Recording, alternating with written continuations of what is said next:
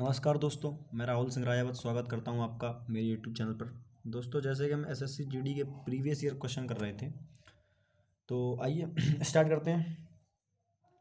देखा है x Y Z तीन छात्र हैं। एक्स वाई से 40% अधिक और जेड से 20% कम प्राप्त हुए, कम अंक प्राप्त हुए। यदि वाई को 480 अंक प्राप्त हुए हैं तो जेड को कितने अंक प्राप्त हुए। देखो, एक काम करो, वाई को 100 मान लो तो क्या दिक्कत है। मैंने बोला भाई वाई को मान लिया मैंने, वाई को मिले 100 अंक, ठीक है। और बोला एक्स को उससे 40% अधिक मिले, मतलब 140 मिले होंगे।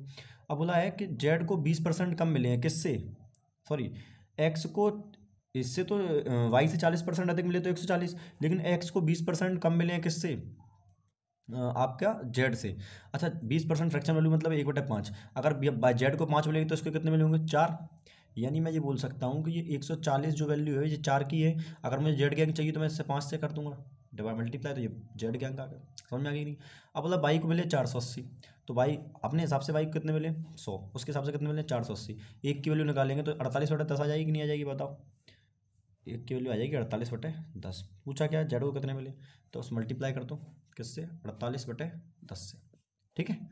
कट गो सवाल। 4 से काटेंगे 12 बार, 5 से काटेंगे 2 बार, 2 से काटेंगे 6 बार, 14 छक्के 84, 840 मेरा आंसर आ गया, ठीक है। नेक्स्ट क्वेश्चन देखेंगे। अरे यार, लगा है एक व्यक्ति वस्तु खरीदता है और उसे 20% की हानि पर बेच देता है, ठीक है। यदि वैसे 30% कम मूल्य पर खरीदता और इसे 125 रुपये अधिक मूल्य पर बेचता तो वह 50% का लाभ अर्जित करता है। वस्तु का क्रय मूल्य बताओ। दोस्तों, जब भी ऐसे क्वेश्चन हो तो रुपए को इग्नोर करो, परसेंटेज पे खेलो। जब तक रुपए का यूज सबसे लास्ट में करना। देखो, सबसे पहले बोला है एक व्यक्ति करता है 20% हानि पर बेचता है। मान लो एक कोई चीज़ 100 रुपये की लेके आया तो 20% हानि मतलब कितने की बेचेगा, 80 रुपये की बेचेगा। बोलो हाँ के ना। तो यदि वो एक इसे 30% कम मूल्य पर खरीदता तो खरीदने क्रय मूल्य, तो ये अगर क्रय मूल्य 30% कम में खरीदता तो मतलब 70 में खरीदेगा।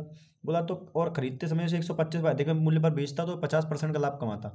अच्छा बताओ, तो 70 में 50% का लाभ कितना होगा, 35। यानी 35 का लाभ लेके 70 में बेचेगा तो 105 की बेचेगा। अच्छा, तो हमारे हिसाब से पहले कितने बेच रहा था, 80 में, अब कितने बेच रहा है, 105 में। कितने का अंतर है, 25 का। लेकिन क्वेश्चन कितना बोल रहा है, 125। एक की वैल्यू कितनी आ गई दोस्त, 5। क्रय मूल्य पूछा है 500 रुपये, ऑप्शन ए बी, ठीक। नेक्स्ट क्वेश्चन बोला है वस्तु का अंकित मूल्य और विक्रय मूल्य इतना इतना है, कितना कितना, छूट प्रतिशत निकालो। अगर डिफरेंस निकालोगे तो अगर 7600 होता तो जाएगा, तो 100 का एक आएगा डिफरेंस आता। लेकिन 88 ज़्यादा है तो 88 और कम करना पड़ेगा, तो जाएगा 912। 912 पे कितने का, 7600 का। अगर परसेंटेज निकालेंगे तो 2 जीरो का, यहाँ पे जीरो लगाएंगे, 2 जीरो से 2 जीरो काट दूंगा। लेकिन अगर मैं एग्जाम में करता तो नहीं काटता भाई, क्योंकि मुझे पता है मैं डबल जीरो लिखता ही नहीं और 100 भी नहीं लिखता, क्योंकि मुझे पता है लास्ट में जाके कट ही जाना है। अब देखो, 76 19 से कटता तो शायद 19 से कट रहा हो, तो 19 चौको 76, 19 19 चौको 76, 19 पंचे 95 होता है, 19 चौको 76 ही होता है, ठीक है। और वैसे कितना, 19 चौको 76, 19 पंचे 95 है ना। तो ये कितनी बार जाएगा, यहाँ तक है मेरे हिसाब से जाएगा 2832, 8 बार। तो 4 से काटूंगा कितना, 4 एकम 4, 4 दूनी 8, यानी आंसर आ गया 12%। कितना आ गया, 12%। अब देखो, बोला गया है कि 24 का महत्तम समावर्तक निकालो। महत्तम समावर्तक 12 से नहीं कटेगा, 6 से नहीं कटेगा, 8 से 12 नहीं कटेगा, 4 मेरा आंसर आ गया। भैया महत्तम समावर्तक क्या होता है, वो नंबर जो इन तीनों को काटेगा, ठीक है। तो एक ही नंबर है जो तीनों को काटेगा, ठीक है। नेक्स्ट क्वेश्चन, राकेश महेश पुनीश मिलकर एक काम को 20 मिनट में कर सकते हैं। राकेश महेश प्लस पुनीश एक काम को 20 मिनट में कर सकते हैं। बोला राकेश और महेश उस काम को कितने में 25 मिनट में कर सकते हैं। क्षमता मान लो कितनी, 100। इसकी आ गई 5, इसकी आ गई 4। बोला है पुनीश को अकेले कुर्सी बनाने में कितना समय लगेगा। अब देखो, इन दोनों की क्षमता है 4, इन तीनों की क्षमता थी 5, एक की क्षमता, तो पुनीश की क्षमता कितनी आ जाएगी, 1। 100 काम 100 मिनट। नेक्स्ट क्वेश्चन देखूंगा। बोला है कि 5 वर्षों की साधारण ब्याज पर मूलधन 20% के बराबर हो जाता है, कितने वर्षों में मूलधन के बराबर होगा। देखो, 5 साल लगते हैं उसके 20% के बराबर, तो 100% कमाने में कितने लगेंगे, 5 20 पंचे 125 साल। समझ में आ गया कि नहीं आ गया भाई। 5 वर्ष में 20% कमा रहा है तो 100% कमाने में कितना लगेगा, गुणा 5, 25 साल, ठीक है।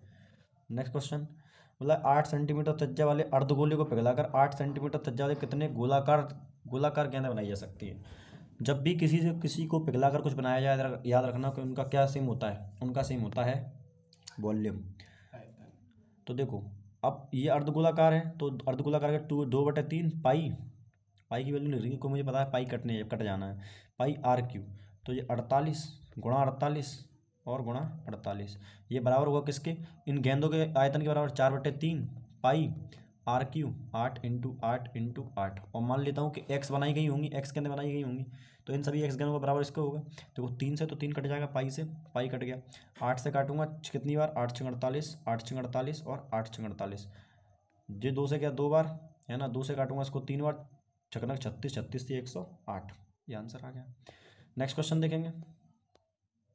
मतलब कि किसी धनराशि 8 वर्ष के लिए 10% साधारण ब्याज पर वार्षिक दर से साधारण ब्याज 8,000 रुपये है। अच्छा बताओ, 8 वर्ष से 10 वर्ष 8 वर्ष के लिए 10% दर से तो 80% ब्याज मिलेगा, और 80% वैल्यू 8,000, तो यानी 100% वैल्यू कितनी होगी 10,000 रुपये, यानी मेरी राशि कितनी है 10,000 रुपये। बोला कि 3 वर्षों के लिए 10% दर से चक्रवर्ती ब्याज कितना होता है, तो अगर आपने पढ़ा है तो 10% की दर से चक्रवर्ती ब्याज होता है 3 साल का 33.1%, तो इसका 33.1% निकालोगे तो 33 10 आएगा।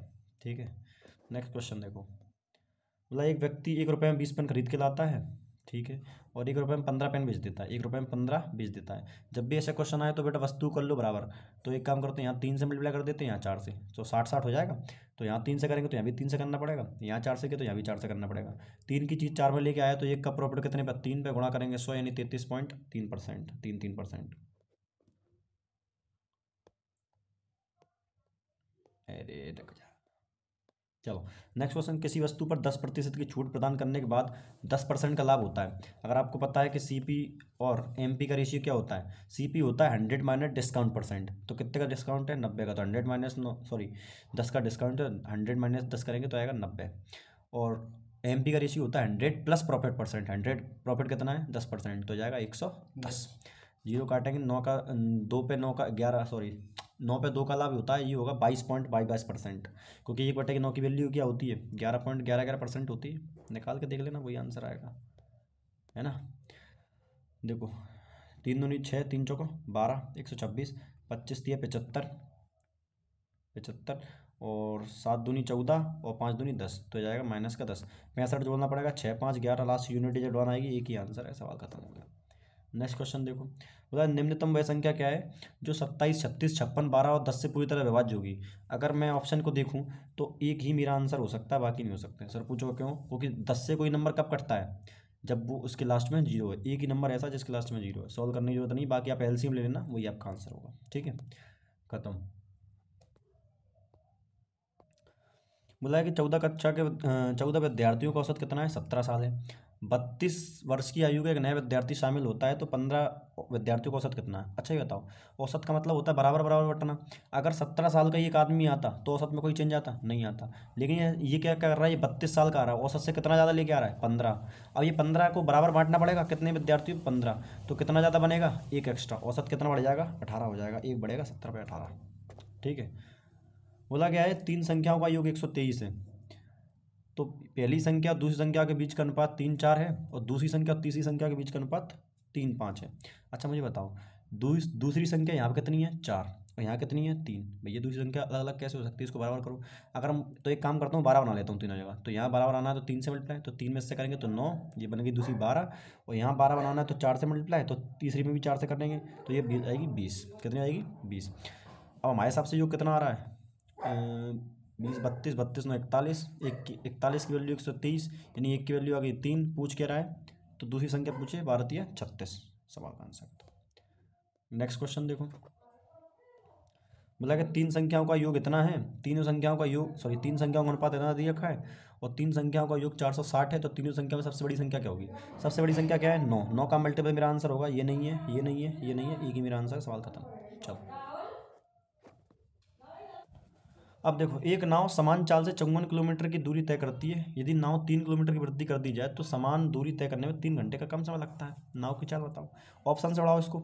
अगर मान के चलो 6 घंटे से करता तो कितने घंटे लगते, 9 6 9 में 54 9 घंटे लगते। अब चाल 3 बढ़ गई मतलब 9 हो गई, तो 9 से कितना लगेंगे 9 6 54, क्या 3 घंटे का अंतर आ रहा है, सर बिल्कुल आ रहा है, ऑप्शन ए खत्म। बोला S1 और S2 द्वारा प्राप्त अंकों का औसत S2 और S3 द्वारा प्राप्त अंकों के औसत से 35 अधिक है। यदि S3 75 है तो S1 प्राप्त बताओ। तो देखो S1 प्लस S2 का जो औसत है वो बराबर है S2 प्लस S3 के, लेकिन S3 दे रखा है 75, तो 75 लिख दिया। और इसका औसत निकालूंगा, और इनका जो औसत है ये 35 अधिक है। किसका? S1 और S2 का औसत इनसे, इसके औसत से 35 अधिक है। तो इसमें मैं 35 जोड़ दूंगा, ये बराबर हो जाएंगे कि नहीं हो जाएंगे? सर बिल्कुल बराबर हो जाएंगे। तो बस सवाल मेरा खत्म हो गया यहाँ से। आप सॉल्व करेंगे तो देखो, तो यहाँ पे मैं क्या कर रहा हूँ, इस साइड में एलसीएम ले लेता हूँ। तो एलसीएम लूँगा तो एलसीएम तो 2 आ जाएगा, ठीक है। अब यहाँ से क्या करेंगे, यहाँ से यहाँ तो कुछ किया ही नहीं, तो अपन S1 प्लस S2 बराबर 2। अब देखो यहाँ एलसीएम से एलसीएम कट जाएगा, तो ये दोबारा समझाता हूँ मैं। देखो एक सवाल को, मुझे पता है आपको समझ में नहीं आएगा ये वाला। देखो थोड़ा सा समझना दोबारा, मैं ना छोटा लिखूँगा। देखो S1 प्लस S2 का जो औसत है, S2 है ये, ठीक है। इनका औसत बराबर है S2 प्लस S3। S3 जो दे रखा है पहले से ही 75 दे रखा है, तो 75 लिखेंगे मैं यहाँ पे।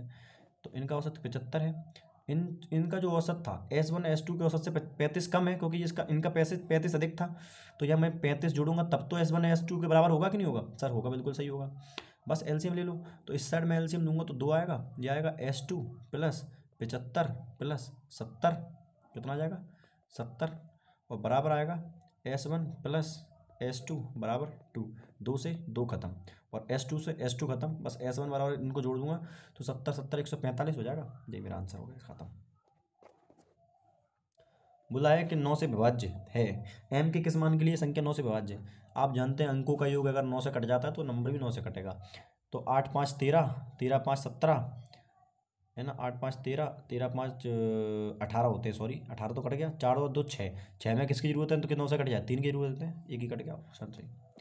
ठीक है, नेक्स्ट क्वेश्चन देखेंगे। मतलब मनीष अकेले किसी काम को 48 दिन में कर सकता है, और प्रताप अकेले उसी काम को कितने उसके आधे समय में कर सकता है, मतलब 24 दिन में कर सकता है। ठीक है कि नहीं? मतलब ये दोनों मिलकर 1/4 काम कितने दिनों में करेंगे? मैं क्षमता काम मान लेता हूँ 48, तो मनीष की क्षमता आ जाएगी 1, इसकी आ जाएगी 2। इन दोनों की क्षमता की टोटल कितनी हो जाएगी? 3। अब काम कितना होना? 48। 48 का कितना करना है? 1/4। 1/4 मतलब 12। तो 12 काम 3 क्षमता से कितने दिन लगेंगे? सर 4 दिन लगेंगे। सवाल खत्म हो गया मेरा आंसर। ठीक है, चलो। बोला है एक कक्षा में 40% लड़के हैं, 40% फ्रैक्शन वैल्यू होती है 2/5। अगर 2 लड़के हैं तो लड़कियां कितनी होंगी? 3। 3 की वैल्यू कितनी रखी है? 54। बोला 18। एक की वैल्यू कितनी आ जाएगी? 18। क्या पूछा? लड़कों की संख्या पूछी, लड़कों की संख्या कितनी होगी? 18 दूनी 36। ये मेरा आंसर आ गया, खत्म। ठीक है दोस्त, तो वीडियो में अगर कोई भी दिक्कत हो, कुछ भी कमी लगे तो प्लीज़ बताएं, हम उसमें कुछ ना कुछ सुधार करेंगे। धन्यवाद। ठीक है।